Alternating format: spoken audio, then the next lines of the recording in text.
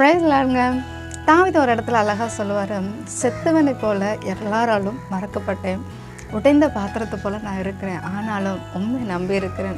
So சில பேருக்கு நம்ம பிரயோஜனம் இல்லை அப்படின்னா, ஒரு மரித்து போன ஒரு நபரை ரொம்ப நினைவு கூறுகிறது கிடையாது. அதே போல் நம்மளை அவங்க மறந்த நிலைக்கு நம்ம அழக்கப்படுகிறோம். ஒரு உடைஞ்ச பாத்திரத்தை போல் எதுக்குமே பிரயோஜனம் இல்லாமல் ஒதுக்கப்பட்ட பாத்திரத்தை போல் இருக்கிறோம்.